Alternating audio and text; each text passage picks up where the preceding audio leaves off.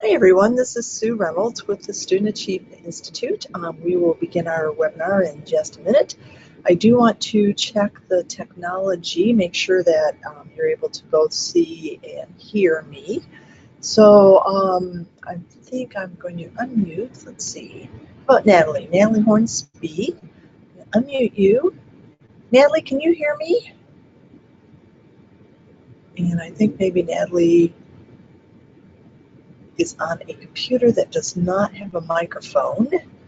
So let me try someone else. I see Brian Granger is on a telephone, so hopefully we'll be able to hear him. Brian, I just sent you an audio pin that if you type that into your phone, just follow the instructions, then I'll be able to unmute you. Let me see if there's anybody else let's try Stephanie Dieter. I don't know if you have a mic on your computer. Stephanie, can you hear me? You guys are all on computers that don't have mics.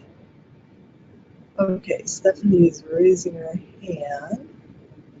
So,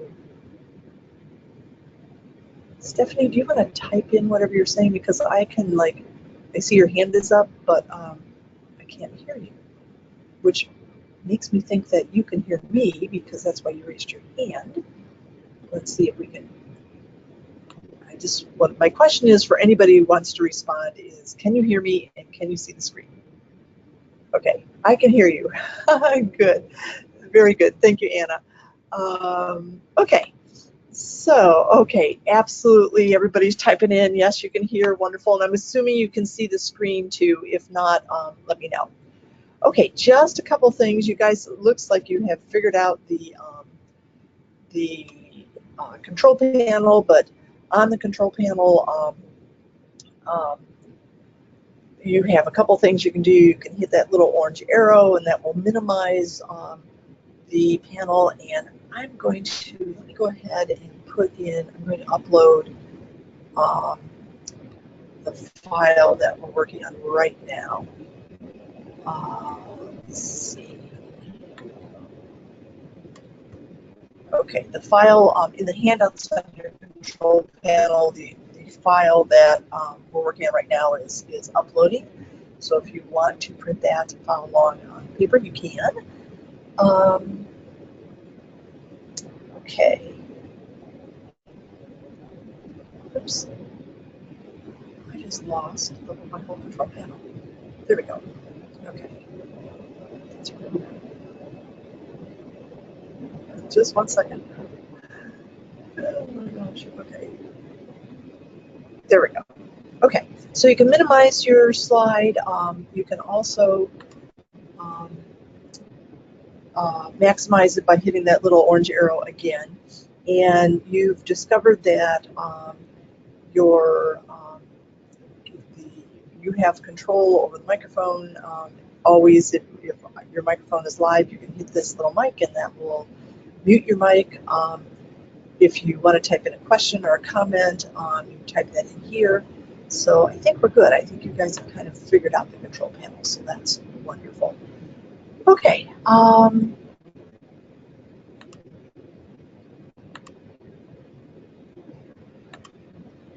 There we go. Okay.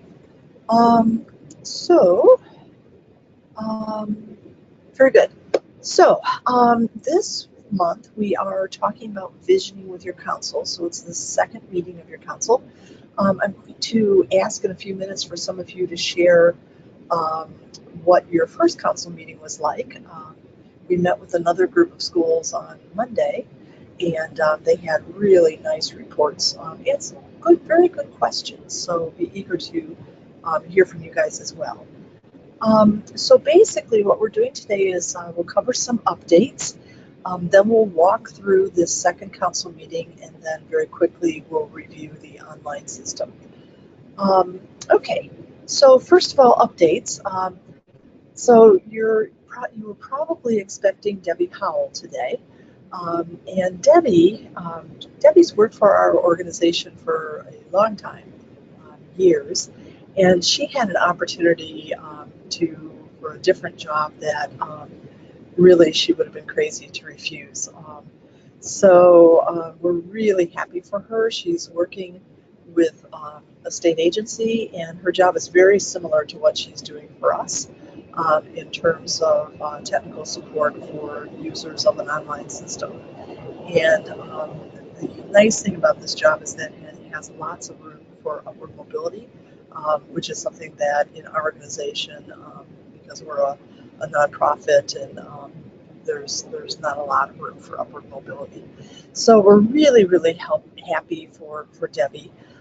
We wanted to explain to you what that means for you. So from this point on, I will be doing your webinars, and my name is Sue Reynolds. I'm actually the founder of ASAI, and I created the Vision to Action process with a lot of input from a lot of folks.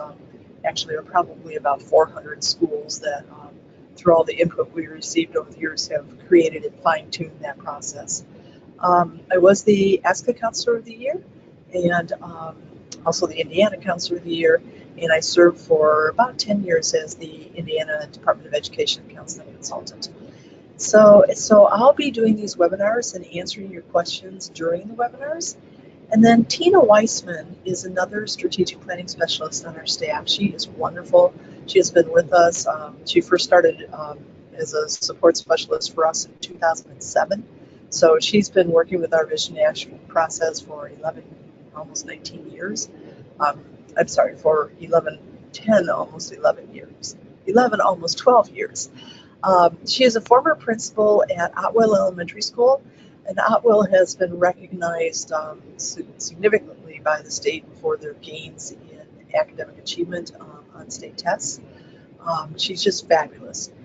She has also probably helped several hundred schools with the step that you're doing today, and as well as the future steps.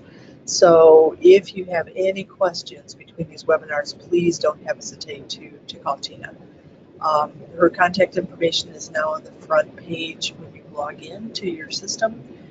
So same phone number as before, and as you used for Debbie, and actually same email address too, except instead of saying Howell at asainstitute.org, it's Weissman at asainstitute.org. Okay, so that's good. So I'm really pleased. Even though I haven't been meeting with you in webinars, I've been watching the videos and checking your submissions, and we're real pleased with the schools that are in your cohort. There's one little issue that we'll talk about a little bit later today, but for the most part, you guys are just doing a phenomenal job. So I really appreciate that, and I know your students are going to benefit big time from the work that you're putting in. So another update that we just wanted to bring to your attention is on the collect data part of your online system on the process page. There's now a new step that says obtain counselor permission to release the counselor time use log data. So we just thought before we started talking to your steering team and others about how you're using your time, that it would be really kind of considerate to ask you if that's okay. So what you'll do to give us permission to share your time use data on the website so that your steering team can see it is you'll just click this tools icon. When you do that, a release statement will appear that explains what the data is that we will be sharing with your steering team and who it's going to be shared with. And then all we need is at the bottom of that form, the counselors will just sign off that yes, it's okay to share our time use data with our steering team. And then they'll just date that. Now, when all the counselors have signed in your school, then you'll click on that enter icon, and you're just going to verify for us that all the counselors in the school have signed the release form. So as soon as you've done that, you'll be able to see data in the online system, and this is what it will look like. So it'll have, the names of each of your counselors, and then it will show the percentage of time that you've spent in each of our time use areas. So, okay, just wanted to make sure you were aware that there's this new line now in on the process page. Okay, and then the big news is that the survey, our survey is now open. So it's the Indiana College and Career Readiness Survey. Your survey window for your work with RSC, as I'm sure Debbie has told you previously, is January 2nd to January 31st. So we need you to have surveyed all of your students by January 31st. We always get the question, you know, oh my gosh, especially, and some of you are in pretty big schools like Jennings County Middle School or Rushville Consolidated High School. I mean, those are big schools, and we always get the question, do you really want us to survey every single student? So the answer is yes, and here's why. We know from experience that if the council is looking at your data and they see some student data that they don't like, what they'll tend to say is, well, the survey must not have really been random. It must just be that it happened, you know, that this day that we just happened to survey all the kids that were stressed, and stress really isn't a big issue in our school. So, the best way to get around that question, was the survey really random, is just to make sure you surveyed every kid. So, we really would like you to survey every single student. If you're not able to do that, talk with Tina. You know, we can look at doing some random sampling of making sure that we have at least 30 students or more, ideally more, in every grade level. There's some negatives with that. We might have 30 students in every grade level, but we don't have 30 Hispanic students across all the grade levels. So now we can't release Hispanic student data. So talk with Tina if this is a huge issue. It's really pretty easy if you just ask all of your teachers to survey the students that they have during a certain period. Then you can get, you know, every kid in the building who's at school that day. So, okay.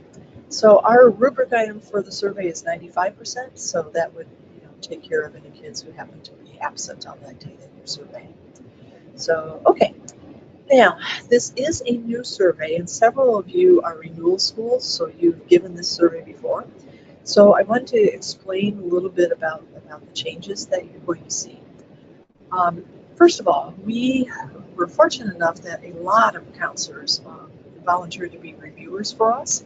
So we had them go through our current survey and make all kinds of suggestions, and then we took weeks to kind of look through all of that and decide what to do with all their tips. So first of all, in their general comments, they had two things to say. One is that they wanted us to do a better job at matching the language level to students' reading levels, so especially with the lower elementary kids. So we've gone through and we did that, so that's a check. And then they said, which we agree with, that they'd like to make the survey shorter. And that was something that we want to do too. Then we asked the counselors, well, which questions should we omit? And there were virtually just a handful of questions that they thought we should get rid of. The vast majority of the questions, like the vast majority, the counselors said, no, we want to know that information. Don't take that question out. So that kind of left us, you know, with a problem. We want to make the survey shorter, but we don't want to leave any questions out. So here's what we decided to do. We decided to break the survey into two surveys and give schools the option of giving both surveys on one day at the same time, the same sitting, or to survey the students in two sittings, giving them survey one the first day and survey two the second day.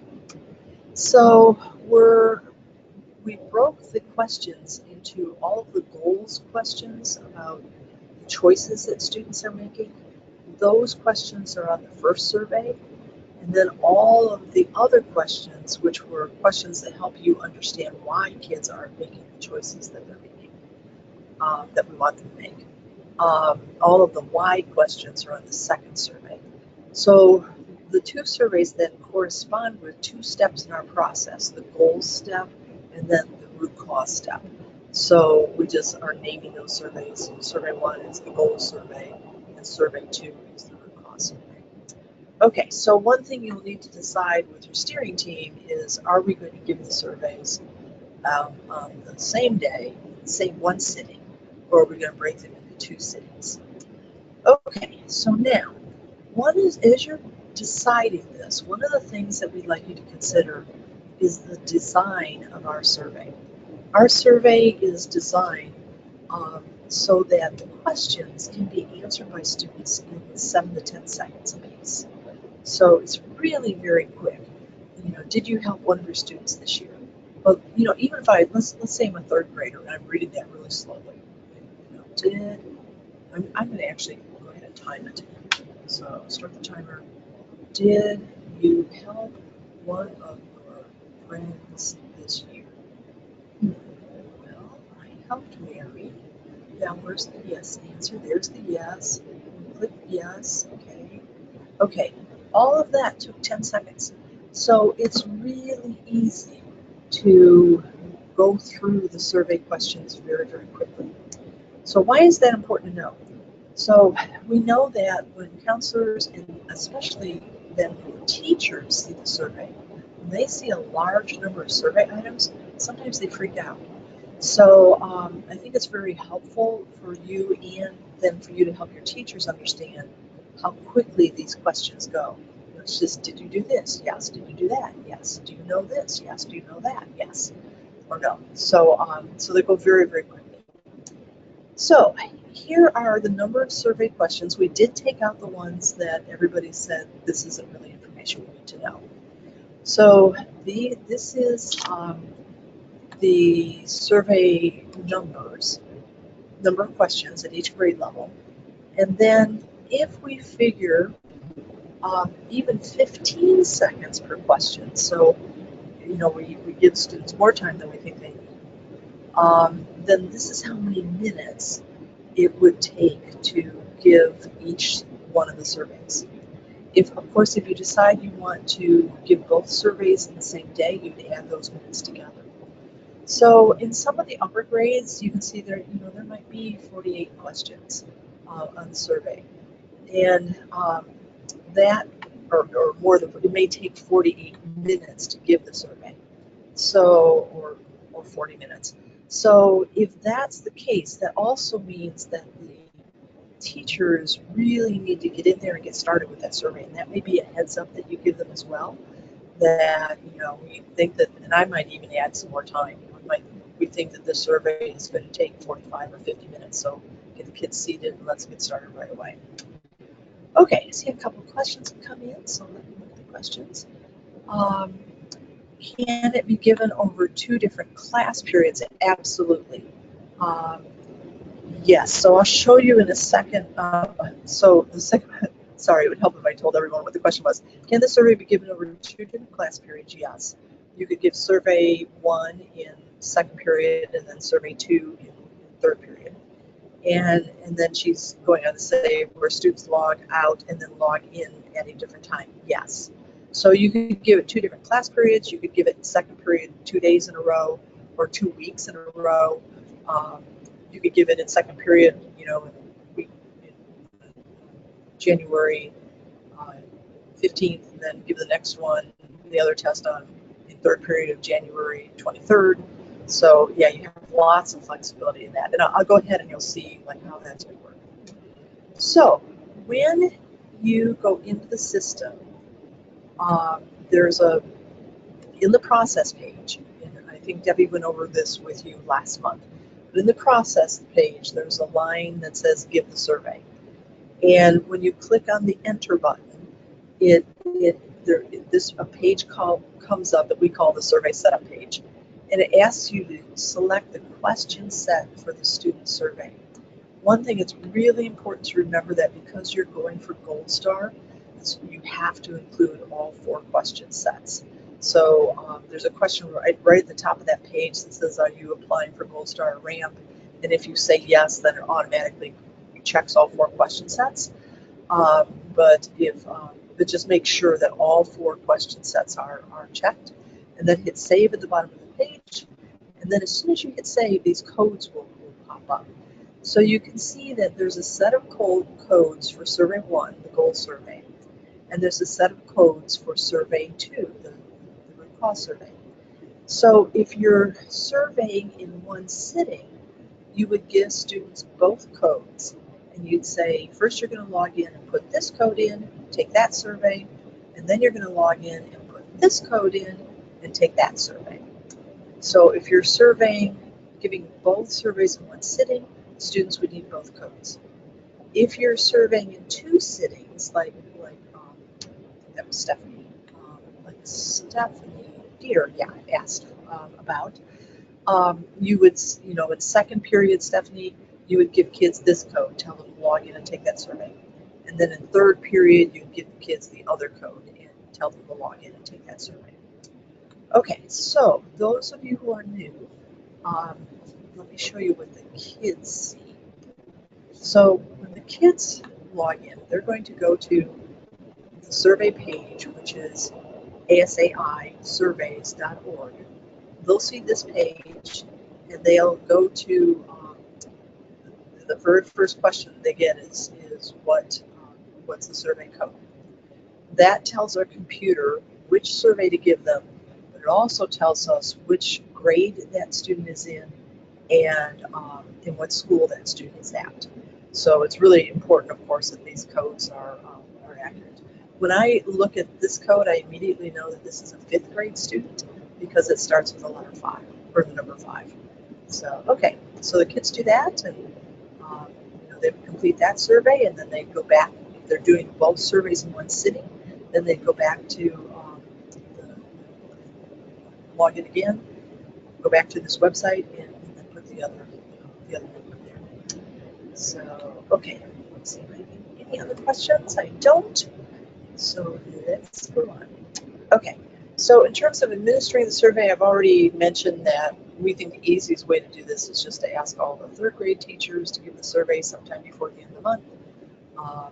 I'll ask all the elementary teachers to do it with their students in their class, or in a high school or middle school, just say, would all the teachers please survey during the 2nd period, sometime before the end of the month. Okay. And Stephanie, thank you for that question. I'm sure other people had that question as well. So, okay. So, also on the survey setup page, I wanted to make sure that you saw these tools that are on that page. So if you scroll down, so here's all the codes. If you scroll down below that, we've given you some steps to go through in terms of administering the survey. So when will students at each grade level take the survey? Who will administer it? Survey administrator instructions. So if you click this button, you'll get a Word doc that you can print out and give to your teachers.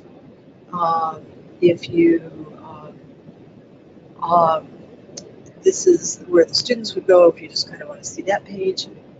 If you are in an elementary school that has grades K2, this is where you'll get your instructions that you'll give your teachers for the grades K2, that will give them instructions, and also a tally sheet where when the kids are raising their hand to indicate if they how they're answering that question, the teachers will count up, well, there's 6 students with their hands raised, and we'll write number 6.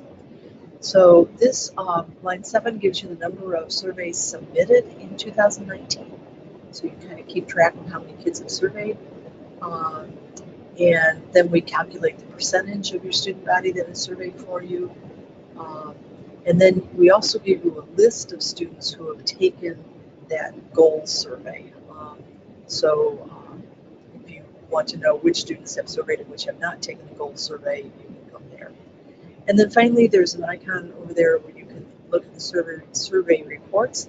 As soon as 10 students have surveyed in your school, you can start to see results.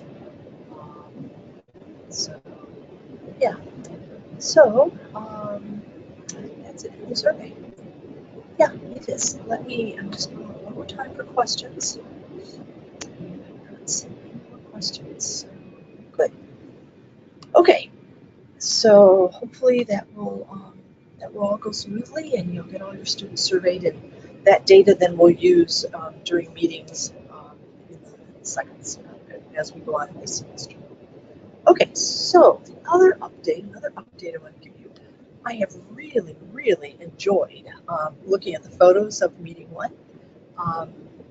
Both on, some of you are using Instagram, it's about 50-50. Some of you are using Instagram, some of you are using Twitter. And if you are a redesigning school counseling school, you're using the hashtag redesigning school counseling. If you're guiding all kids school, you're entering in guiding all kids, hashtag guiding all kids. Okay, and I just want to show you, this is Rushville Consolidated High School. And how cool is this? I mean, you can see that people are engaged, they're having discussions. Look at these two people talking to each other about something that they've entered. And, here's another group that's kind of talking. So, I just love seeing these photos. It really, to me, it brings energy to the whole process, and it really helps our team too to kind of have a visual of what's going on in your school.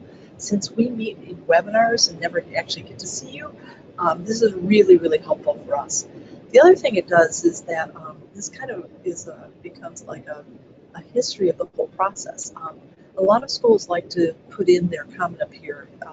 Meeting one, we introduced our Guiding All Kids or our Redesigning School Counseling Initiative and talked about student benefits. And then they'll go meeting two. We talked about visioning, created our vision brainstorm. So really, I mean, I can just see the energy there. Here's Jennings County Middle School.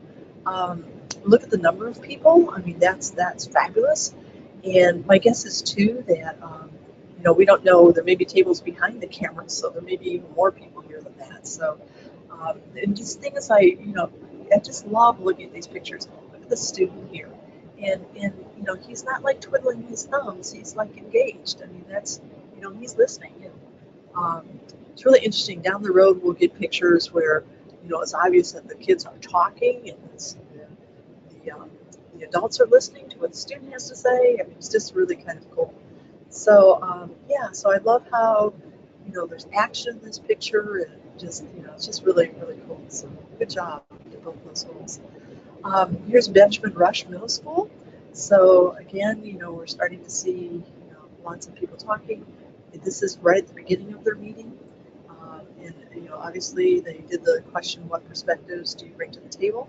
So that was pretty cool to see. So here's another school, Mechanical. And this is, we actually talked to Mechanical on Monday to their high school, and their camera person was right in the middle of the room. They had this many people behind the camera as well. So so just lots of energy, lots of turnout. It's really kind of cool to see your photos. So appreciate that. Okay, what I'd like to do next is take maybe 3 to 4 minutes to do some school-to-school sharing. So I'd like to either have you type in, or I can unmute you if you have a microphone on your computer. And if you don't have a microphone on your computer, that would really be nice to do in the future, to have a computer where we can hear you, or call in on a phone so that we can talk during these webinars. So in our sharing today, this is what we like to do.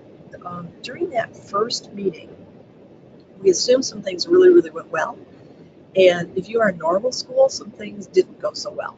So what went well, and then what do you plan to do differently in the future to make it go even better? So I'm going to pause right now in my talking for 3 minutes and give you a chance to think about that, or I know a lot of you are there with your teams, which is ideal. So have a little quick chat with your team. What went well at that first meeting, and what do you plan to do differently? Okay, you've got 3 minutes to think and talk.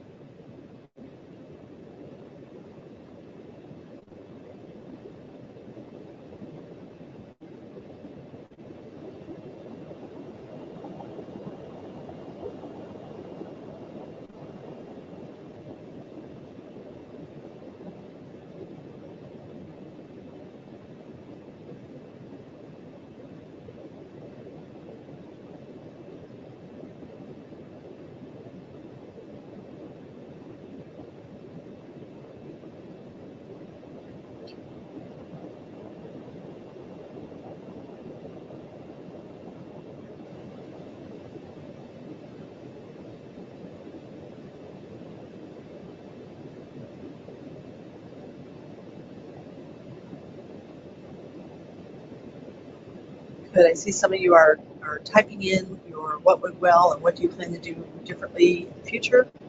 That is wonderful. Yeah, especially if there's things you plan to do differently. I'm really interested in knowing that, and I think whatever changes you plan to make, chances are another school had the same issue. So yeah, so we're giving you just a little bit more time to think about those two questions: what went well, and what do you plan to do differently. We've got about 30 seconds left, so let's wrap that up.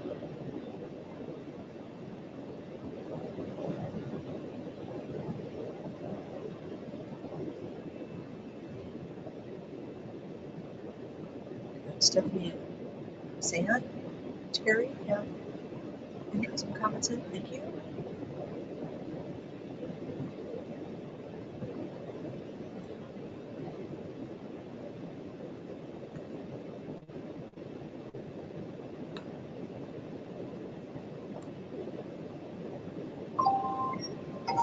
Okay, 3 minutes. Okay, just want to hear from a couple people. I see Anna, you had your hand raised. Anna, can you hear me? Yeah, I can. Perfect. So tell everyone what school you're from and where it's located and what went well and what do you plan to do differently.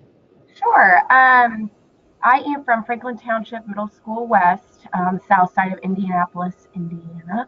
And after our first meeting, I was really excited because I feel like we had a really good positive energy going on. There was a lot of planning involved beforehand. I know we set up the room probably an hour before to make sure everything was perfect. Everybody felt really welcome. We got a lot of good feedback from our council members in general. I feel like we had a good diverse population of people in our council. Something I would do differently next time that I thought would have been good the first time, but I think failed a little bit. I had our tables in a horseshoe shape, so everybody could see everybody, but I honestly think that putting them in small tables would be better for them as far as small group discussion goes. I feel like the way we had our table set up hindered the conversation a little bit. Okay, yeah, good suggestion. And you know, one of the reasons I think it's helpful to see those photos from other schools, and there's schools from past years in there too that you can pull up their photos, is it just kind of gives you an idea of how other schools have facilitated these meetings. So, but that's a really good suggestion. And in this coming meeting too, we're going to break into small groups for 4 different discussions. So I think that's probably really, you know, a good idea to set up the room so that it's easier to facilitate those discussions. Good. Yeah. Any other kind of lessons learned? Well, I really liked reflecting. I use reflecting in my counseling techniques anyway with students, but I feel like reflecting what the council members were saying really helped them and helped everybody else understand. Also helped them feel heard, not that they were talking to a blank wall. I also got a lot of good feedback when I sent the email a couple of days after our meeting with our minutes and the belief statement. They really appreciated feeling included. They said it was a positive meeting where they actually felt like they weren't wasting their time, so that was nice. That's wonderful. That is really, really good to hear. Okay, and then we've had some thank you so much for sharing that. We've had some other people type in. Stephanie Dieter said that their meeting went well. They had great conversation about core values and core convictions, which is, we're going to talk about that more for the coming meeting as well. Chris Terry said that went well, group brainstorming, meeting format good, and the council interaction, that's wonderful. Brian Granger said that he hasn't been able to have his meeting yet due to the lack of the number of people that could come. So here's a suggestion for that. There's a free online tool called Doodle, Doodle. So go to doodle.com. And what you can do there is you can put up several dates of meetings and ask people to vote for the date that they're available on. And then the results come back to you, and then you can set the meeting. When we do board meetings for our organization, we always use Doodle and find out when everybody's available, and then we set the meeting date. That said, also remember that, yeah, so that might be really be helpful. But Brian also says that he has it rescheduled, so that's good. And again, Brian, we've all worked in schools for decades, and we know those things happen. We know you have snow days, and sometimes I'll have the best meeting and nobody will show up. So yeah, so not to worry, and I'm just really pleased that you've got it rescheduled for January 14th. So okay. Perfect. Wonderful. And one other thing that Stephanie just added is they actually have had a chance to have 2 meetings, so they're kind of a step ahead of us. Stephanie's been through this process before, so that was easy for them to do. We encourage schools not to work ahead of the webinars just in case we give something different. And actually, Stephanie, I think I'm going to share something different today that might have helped you, but yeah, so no problem there. Very good. Okay, wonderful. So let's move on. Good. One other thing I wanted to share. One of our schools that we met with on Monday, I thought they shared a wonderful comment. They said this is so hard because we're having to facilitate the meetings, and this is also new to us. And absolutely, we understand that. So I'll do my best to really help give you lots of tips so that you go into this feeling comfortable. But always call Tina. If there's something like, if you don't understand the big picture or where this is leading to or what this means, call Tina, and we'll be happy to help. And 2, even if that means that you're calling Tina and you're saying, I didn't understand one thing Sue said the other day, or I forget everything Sue said the other day. That's fine. That's what Tina's there for. That's her job, to make sure that you're successful. So, okay. So moving forward, we now have your benefit statement, and now we're going to go on to visioning. So there's 2 things I'd like you to know. And Stephanie, this is the part, for those of you who are renewal schools, that is a little bit different. We're actually going to do a pre-meeting video. Hopefully I'm going to record it tomorrow, so it'll be available after tomorrow. So the pre-meeting video will take your council members through the questions, what is academic rigor, and we'll present business industry's definition of what academic rigor is, as well as what Indiana DOE's definition of academic rigor is. And then we're going to present information that will help your council members understand why rigor is so important.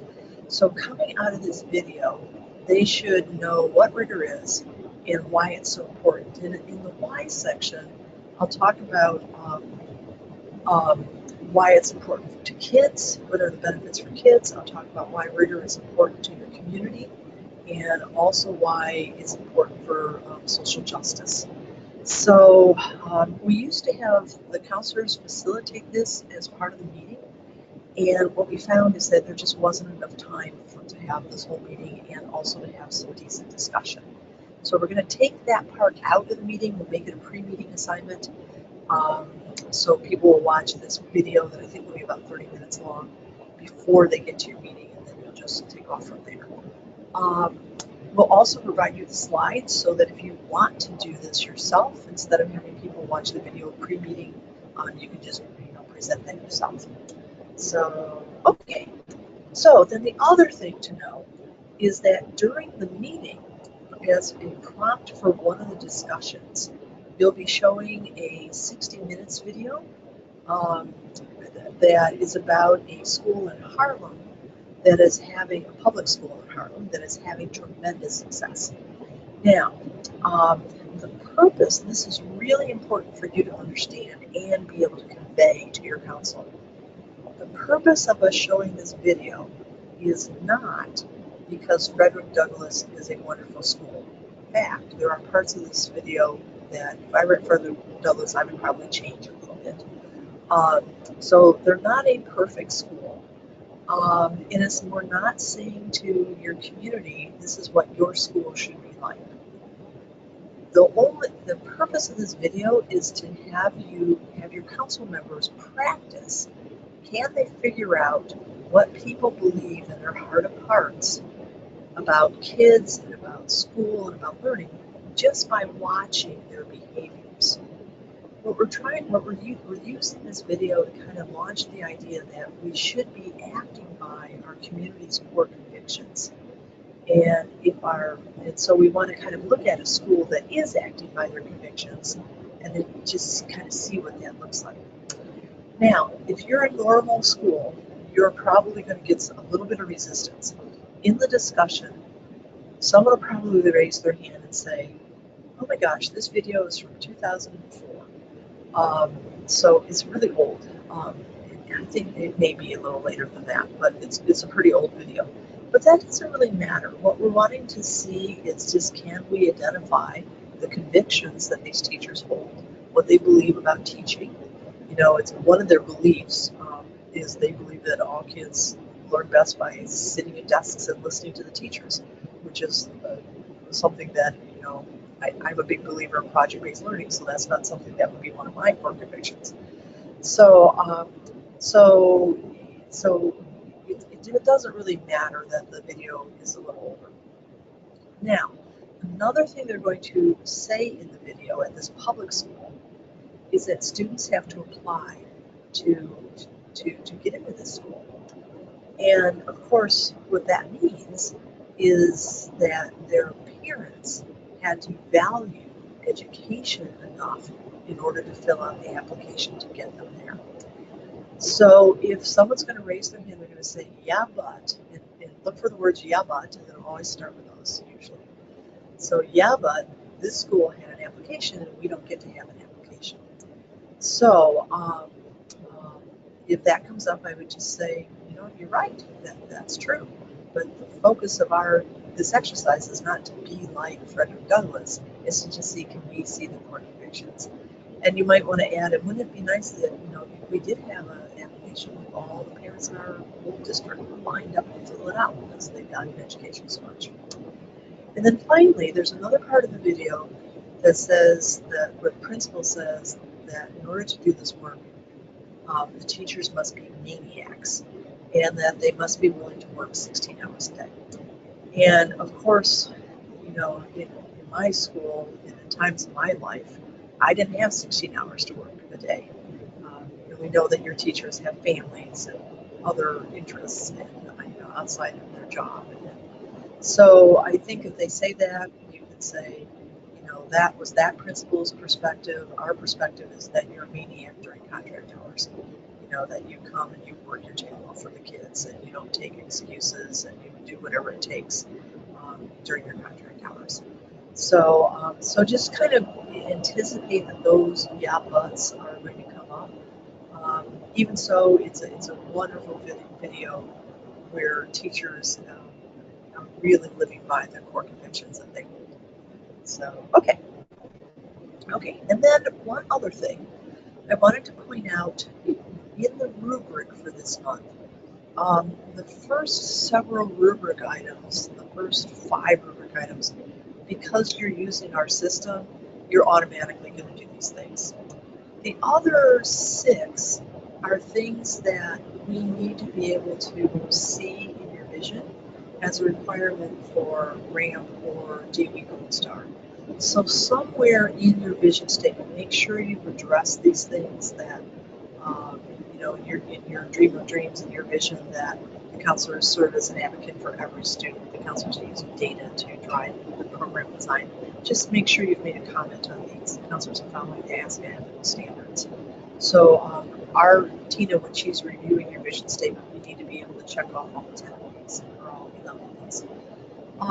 And that also brings up, make sure that you've read the rubric item before you submit your work. And when we send it back to you and say needs revision, make sure you read our comments. There was one school, I don't think it was any of the ones that are listening now, but there's one school that submitted the same submission, like, I don't know, a whole bunch of times and never corrected the issue. If some of our comments don't make sense, call us up on the phone and say, you know, I see that comment, I don't really understand what you want me to do differently. So, but you'll just keep getting it back from us, and you'll get frustrated, and our staff is thinking, oh, why are they sending it back to us? They haven't made any changes. So yeah, just make sure you read the rubrics. Okay, I'm going to pause here for questions, and then we're going to fly through the work for the next meeting. And I'm not seeing any questions in there, so let's just start with the next one. Okay, so here are the slides for next.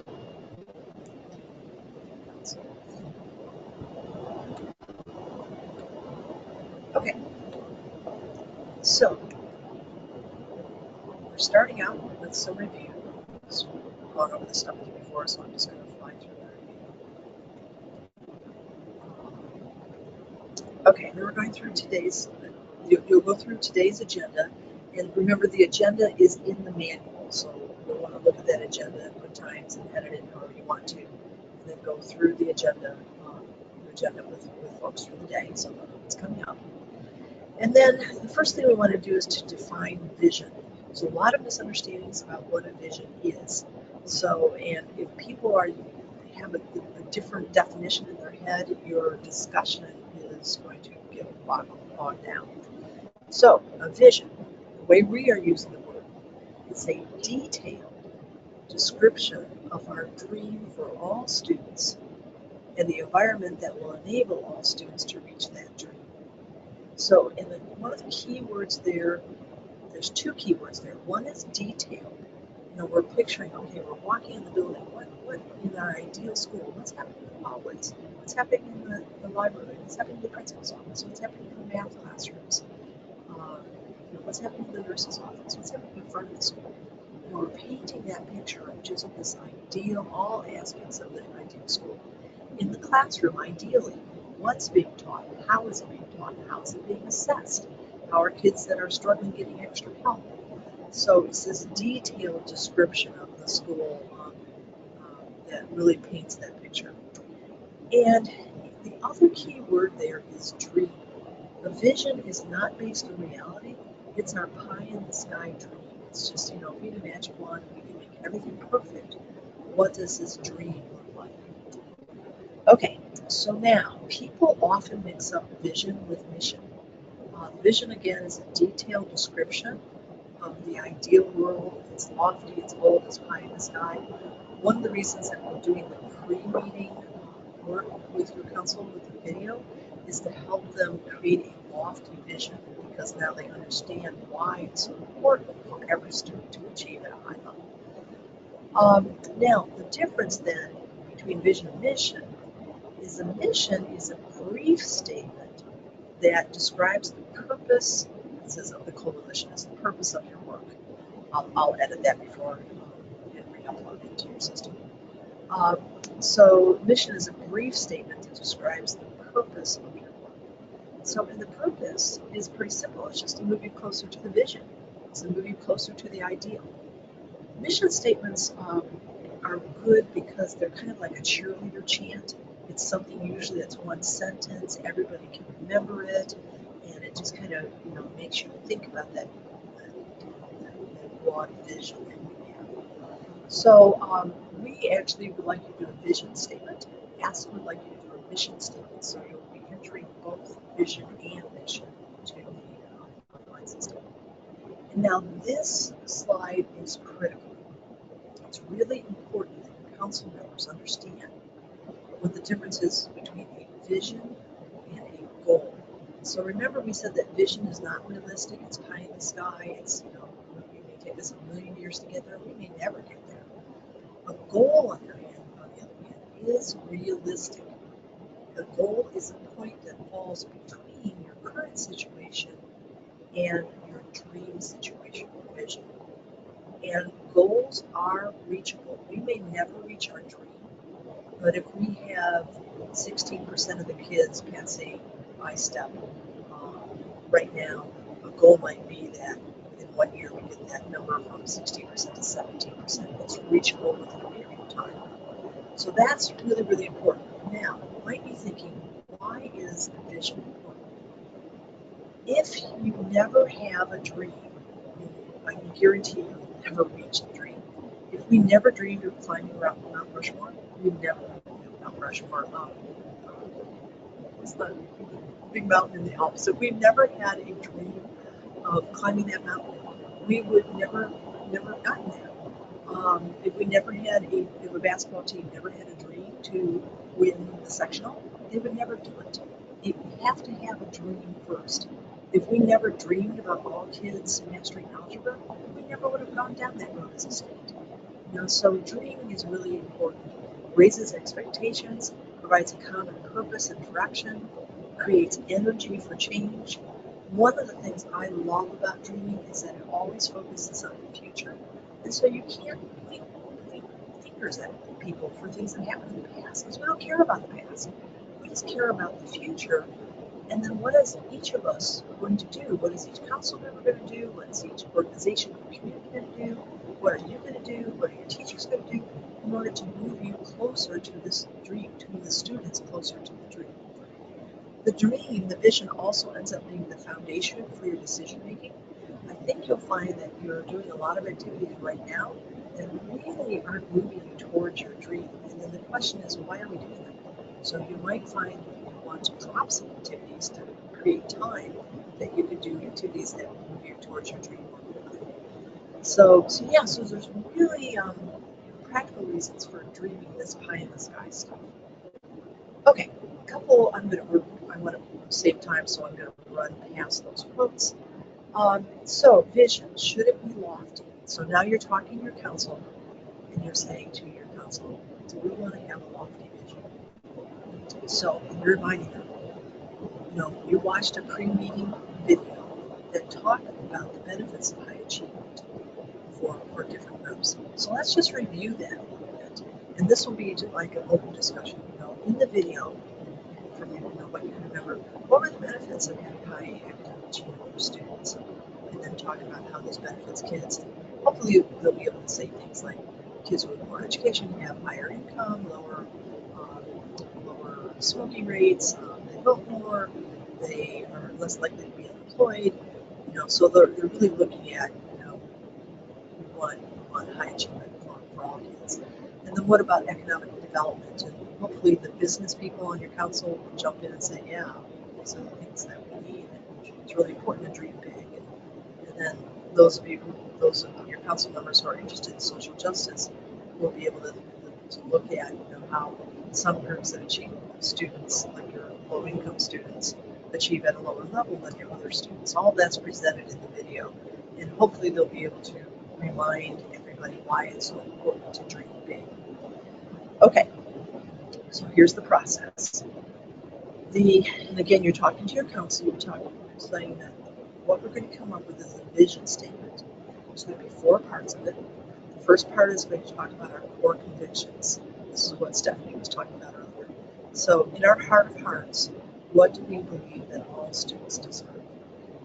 And we'll brainstorm around that.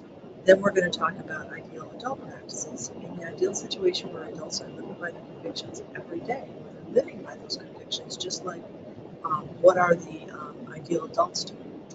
What are the ideal student practices? And we're talking about what the ideal kids are doing.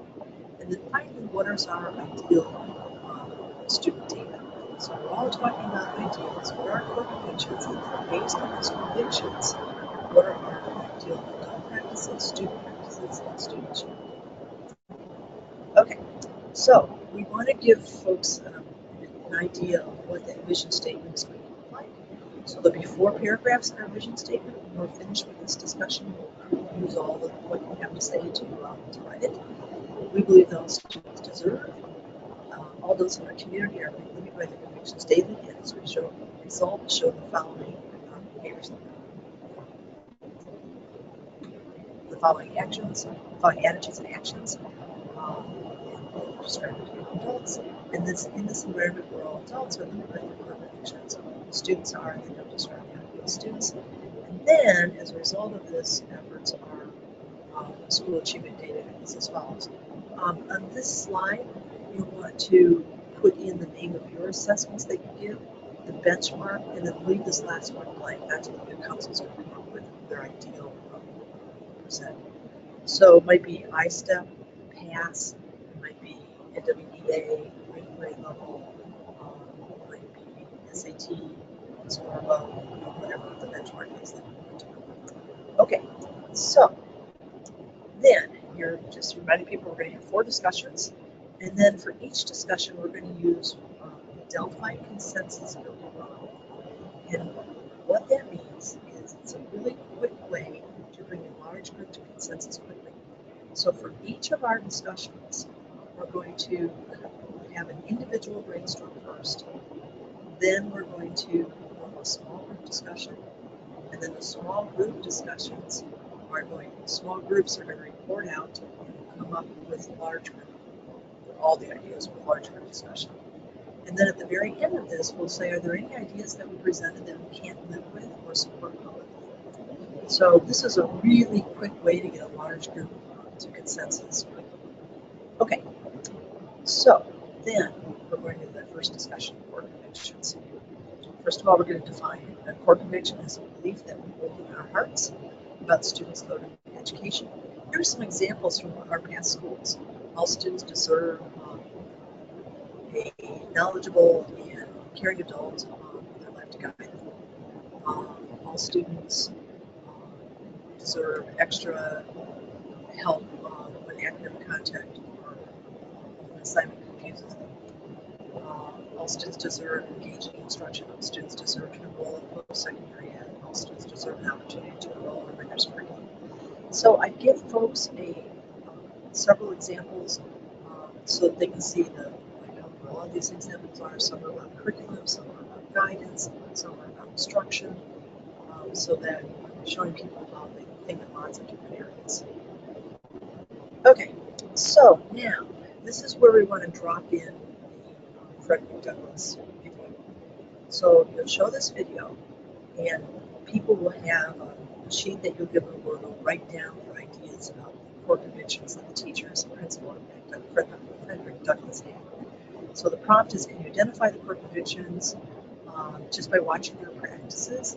And what do these educators believe about learning, school, and education? I'm telling people, just jot this down as you watch the video. So then at the end of the video, you're asking people to shout out what you think that these educators believe, and they'll shout out things like they believe that all students are valuable, they believe that education is important, they believe that every single student should continue their education in their high school, they believe that every single student should enroll in a foreign language. So they'll be able to pull out those things as they react. And just really shout out. So remember too, I think it was like Anna was saying earlier, that if you can just quickly paraphrase, that will let people know that they were heard. But I do it real quick. This is a brainstorm. You don't want the discussion to get bogged down here. So it's bing, bing, bing, bing, bing. It's brainstorm, just one response after another. Okay. So discussion 1 prompt then. In our heart of hearts, what do we believe that all students in our community deserve? So you're getting the discussion started by having people work individually. And I would really emphasize with adults that individually means that we're not talking. It's hard for adults in these meetings to work individually, so I would really emphasize that means no talking, just like at school. I make a joke out of it. So they worked individually, then you break them into small groups and say, share your ideas and jot them down. And then you're saying, okay, now let's share our ideas with a large group. And when I facilitate, the way I like to do this is I'll call up one table, then I'll move to the next table, then the next table. I just keep going around. If someone hears an idea that their group said already, they'll cross it off their list, so everybody's sharing something new. And as they're doing that, you're scribing. We're going to give you a poster. You're scribing on the poster what everybody's saying. I like to facilitate this with 2 facilitators, one person scribing, and as usually I'm the person that's leading the discussion, it's another team member from my staff will do the scribing. Sometimes I use 2 people scribing, so I can just go quick, and the first person scribes the first idea, the second person scribes the second idea. So just really keeping it energetic and quick as you go around. And then also remember brainstorming. You might point out to people there are no wrong answers. This is just to get out as many ideas as possible. So, okay. So then this will be a good place to take a break. This will be about an hour into your meeting. Then you're discussing ideal adults. Here's the prompt. In an ideal situation where adults are living by required conditions every day, what are the adults doing? And you're asking people to describe as they write individually, what are the administrators doing? What are the teachers doing? What are the counselors doing? So you're asking them to describe all the different adults in the community and in business. So then same thing, individual work first, then small group, and then everybody's reporting out to the large group. Okay. Then same thing with the ideal students. We're discussing the ideal kids, and then the ideal student achievement data. Now, this is a very hard part of the discussion. It's a little tricky, so I want to make sure that we've talked about some things that might happen. We're asking, in the ideal situation, what is ideal student data? And I forgot to put it here. I guess I did. I'll put that table in here as well, so you can have your school's assessments written down, and then what the benchmark is, and then they're coming up with what percentage of students would meet those benchmarks. And again, what I normally do is I'll ask people individually write down the percentage of students, in your vision that are meeting each of the benchmarks. Now, then the way I like to facilitate this is I'll say, raise your hand if your answer was in the 80%. Some people raise their hand, or the 90% people raise their hand, 100% people raise their hand. And then I'll just ask them, why? We've got kind of a variety here, 80%, 100%. So I'll go back to the 80% person first, usually. And I'll say, so why did you come up with 80%? And they'll come up with a reason, of course.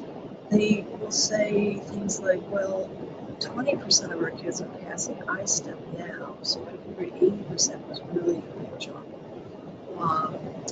Or they'll say, we have a lot of mobility in our school, and we just, think that 80% is our dream. We need 80%, that's wonderful. So after they talk, what will happen is one of the 100% people will say, but don't we really have dreams? I mean, these are ideals. We don't dream for the other 20% of the kids. We never put the things in place that will help them meet those benchmarks. So maybe we really need to dream for 100%. This can get to be a heated discussion. I have facilitated this with arguments, fights. I facilitated this with tears. It can be a pretty tough discussion. Now, what if your council does not get to 100%? Whatever they get to is what you have to list. They say, we don't want to dream any higher than 85%, even if it's breaking your heart because you want to dream for the other 15%. You have to write down 85%. Because if you don't, what you're saying is, if we don't agree with you, we're just going to ignore you and go on. So you've got the rest of your life to convince them it should be 100% and not 85%. But whatever they say is what you've got to write down.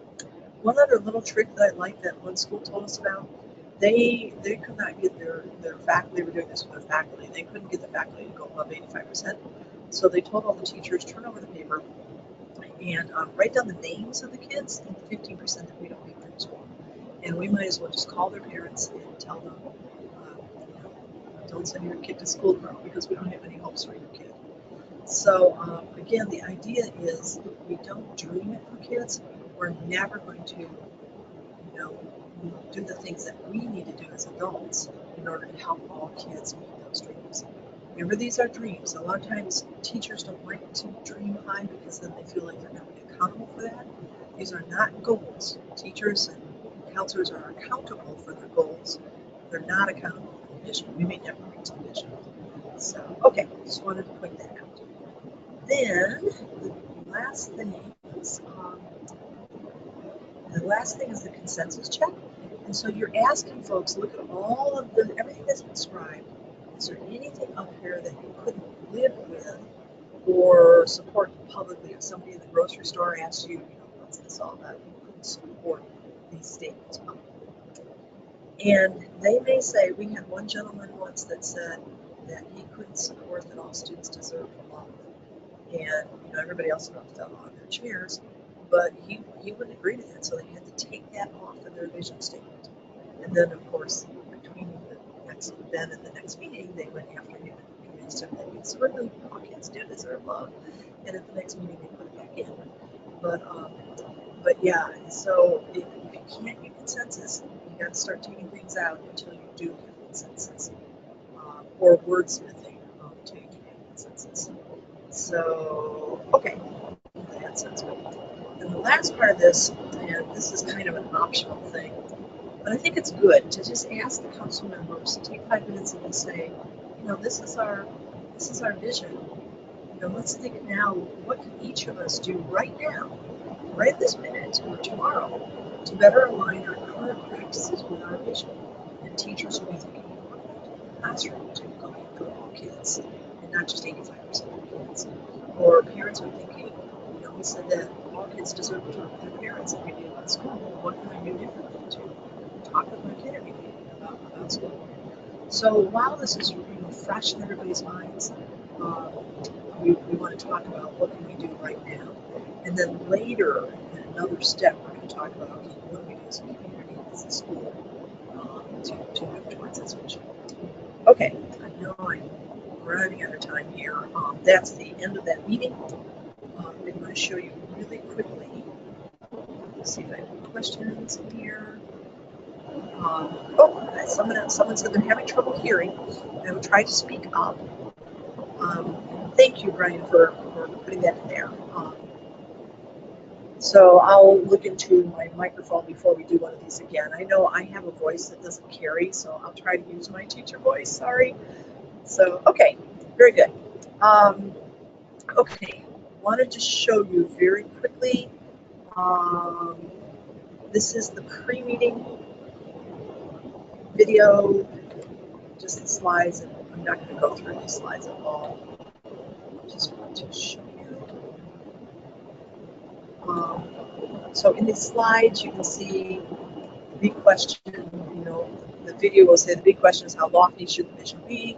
And then we'll talk about rigor, how do employers define rigor, how do schools define rigor, why is rigor important? It helps kids, and then here's all kinds of data about how high academic achievement helps all kinds of things. Unemployment, kids who have a lot of schooling, more likely to have a retirement plan, health insurance, less likely to have public assistance. There's just all kinds of stuff in there.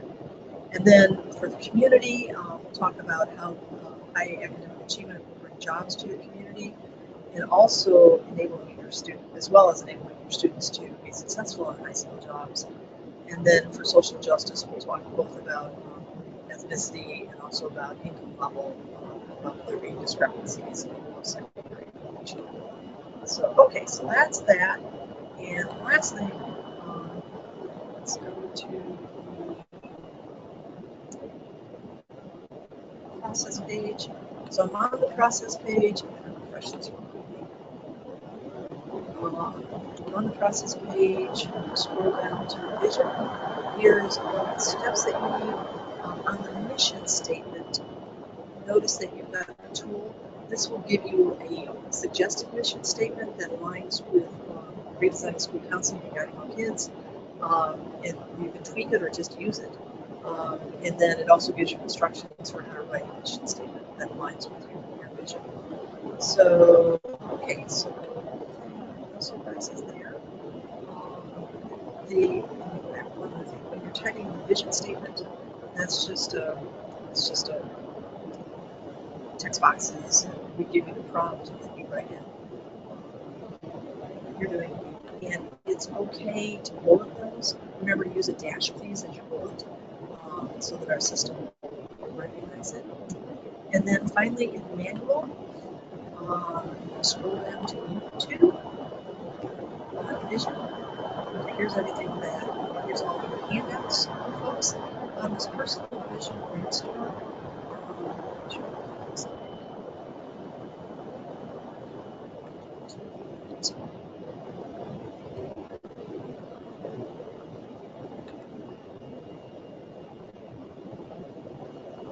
Personal vision brainstorm.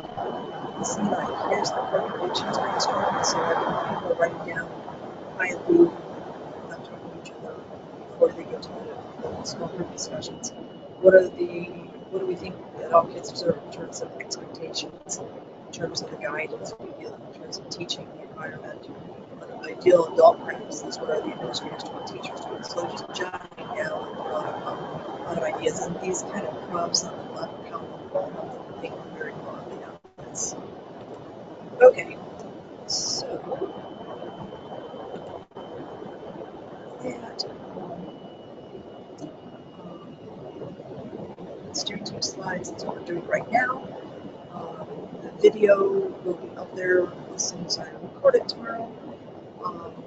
The vision brainstorm poster, that is going to blow up into poster size.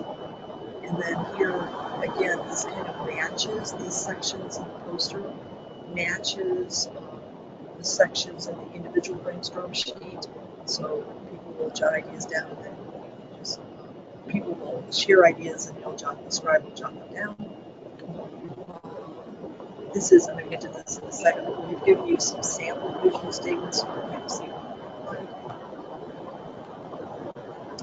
they look like. This is a personal reflection looking by the vision, that's optional.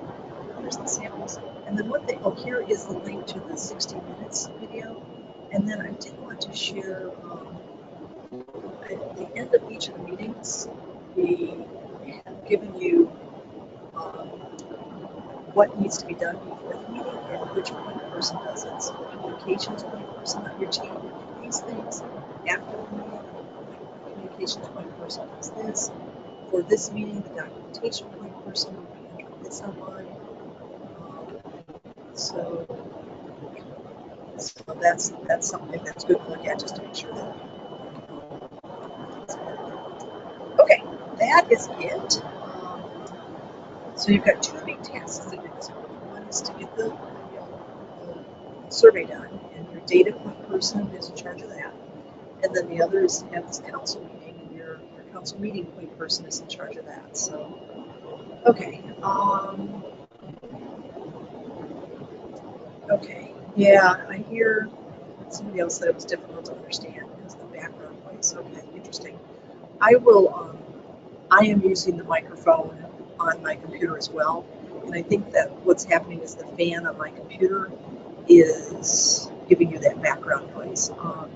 So I'll listen to this. It is totally impossible to understand. I will re-record it using my telephone. But if it's possible to understand, I'll just leave it the way it is. But thank you for letting me know that. And next month, for sure, I'll use my phone microphone so that you don't get that background noise. Thank you, Mary, for letting me know that. Okay, good. I'm looking for any other suggestions. I don't see any questions.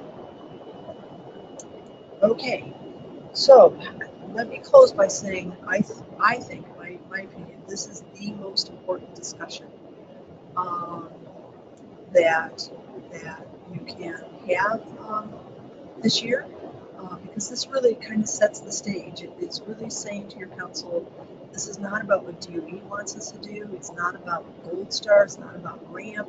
It's not about ASAI or SUE. This is about us and what we believe is important in our heart of hearts, our core convictions, and then just doing the things that we need to do as adults to help kids move towards this vision that we're creating. The vision drives the whole process. That's why our process is called Vision to Action. We start out with a dream, defining what we believe about kids and what we want kids, what we think kids deserve, and then we figure out how we're going to bring those things to the kids. So, okay, that sounds good. I appreciate everybody. I think maybe I got one hand up. Let's see here. Anna, do you have a question, or was that left out before?